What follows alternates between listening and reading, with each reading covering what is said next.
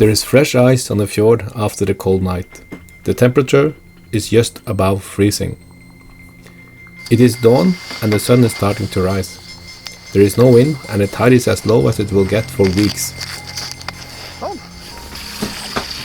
In our attempt to raise our sunken fishing boat, my brother and I had prepared the boat and pumps the day before. After fixing the broken connectors and getting the electricity back earlier this morning, we are now ready to start the pumps and apply plastic sheets. Martin starts by diving down in the cargo hold to pick up the high-capacity electric pump that was used in the previous attempt to refloat the boat.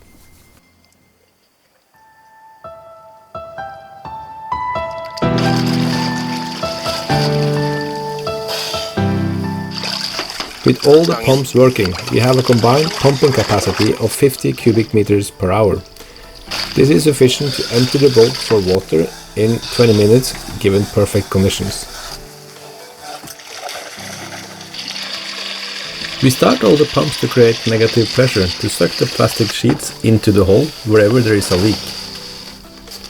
The staples are mostly to secure the plastic sheets in place when we move around.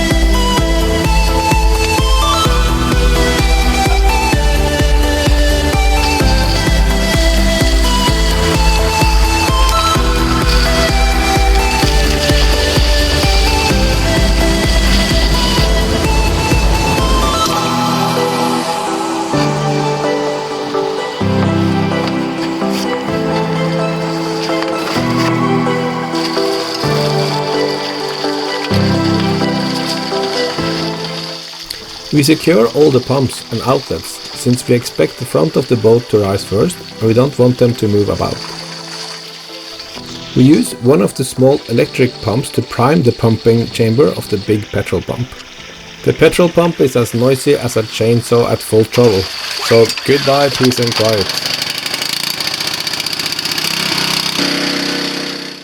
As soon as all the pumps are installed, we start working on the high-capacity electrical pump we salvaged from the boat in the beginning.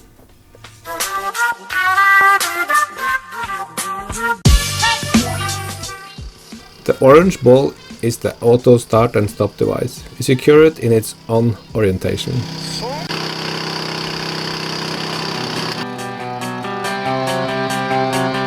The ejector hose was a little short, so we used some heavy-duty heat shrink tubing to connect the extension. The tiny gas burner we had planned to use was almost useless in the Arctic winter, so we tried some good old Norwegian lure tricks. Do not try this at home.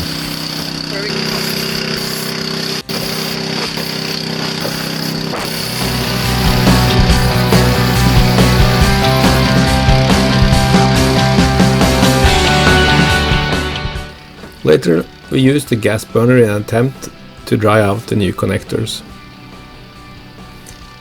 Not perfect in any way, but hopefully good enough to last a couple of hours.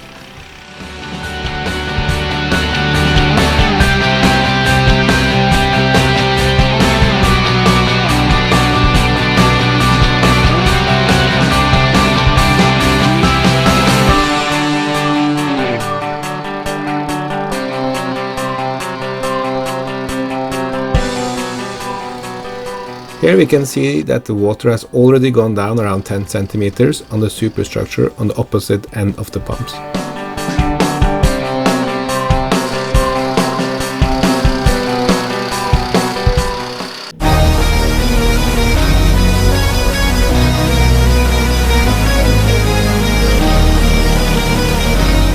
Finally, all the pumps are active. Nothing can go... Oh. Luckily, it only needed some more petrol.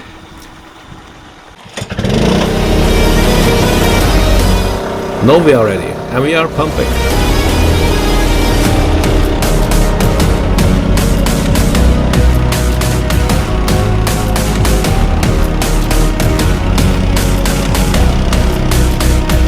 Now you can clearly see that the bow is rising.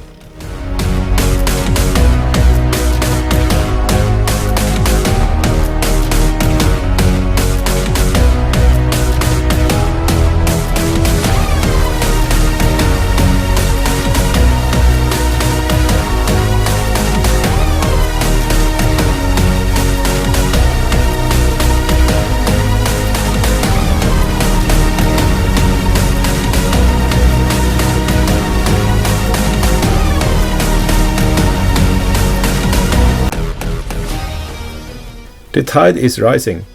The boat is still resting on the seabed, and the water level is getting higher than the clear plastic sheets we applied to the superstructure. We decide to add another layer just to be on the safe side.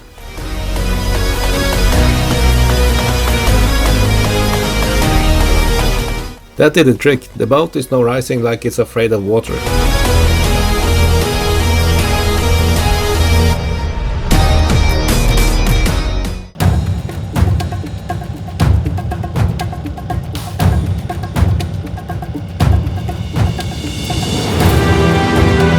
A proud captain goes down with his ship. A smart one goes up.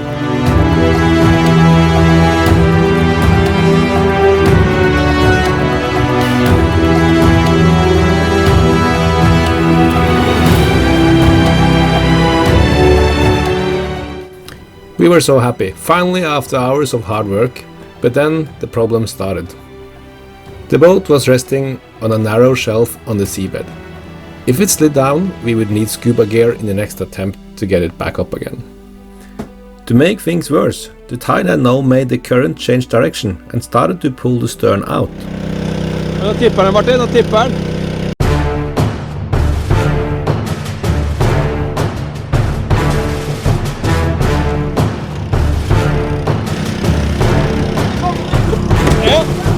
We had removed cargo from the boat, but we did not manage to remove the more than 100 kilos of heavy-duty batteries on the port side of the boat. Now a lot of things started to happen at once. Some of the pumps started to suck air and not water due to the tilting. More water was coming in than out. We could not get access to the proper stern rope, so we tried to use some ratchet straps to winch it in. The high-capacity electric pump stopped since the makeshift connection got soaked in salty water. If we only managed to keep the pumps running and keep the boat kinda stable for 10 more minutes, we would be fine.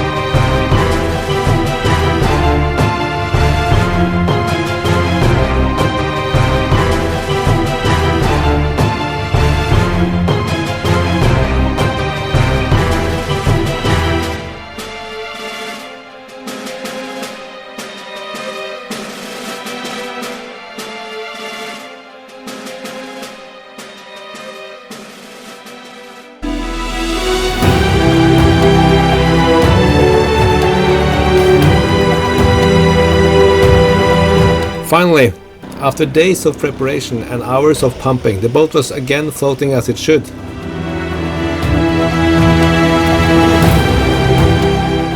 But there's still a lot of work to be done. Will the engine start?